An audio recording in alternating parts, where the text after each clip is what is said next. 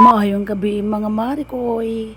Nagluto ko og kabuti, gisopakan ako og imbutido. Kay maura may naa sa mong palibot.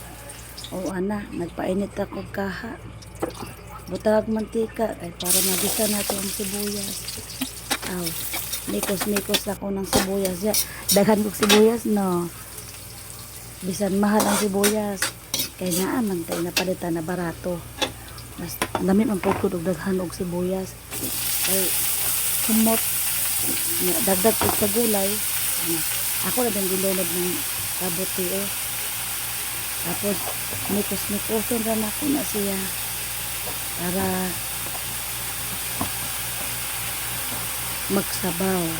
Diba? Ana siya.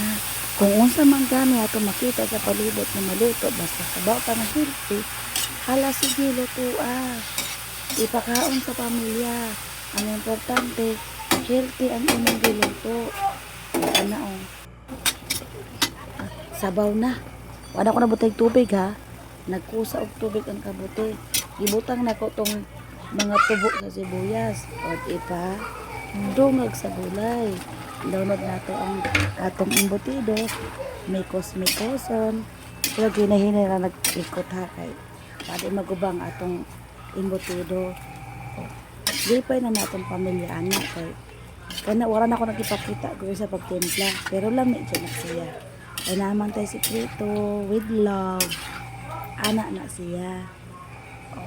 Huwatong sa natong kadiyot. Basta kana siya, ready na siya. Ako na dahil gipaandam ang lamesa kay para maghukad na. Ay mga na kay gabiin na. Ang sapatong hulaton. Pero habang nagluluto, pakapi-kapi o sa di ay ko, pa-feel ba? Ara ang feeling nira. Nagluto. Diba? Bisa na inis. Luto gihapon. Taran! Guwapa ka na sa personal ha. Unya ang magtilaw, ang akong bana. Nagsabot ni daan. Bisa dili lami ha. Nagyapon lami kay para for the vlog ba. More. Ako pa nagkasinyasan inabab okay. Lami pero nalami ang siguro na siya kay wala man siya bad feedback. Diba? Ang importante nalami ang atong pamilya. Mura to, daghang salamat.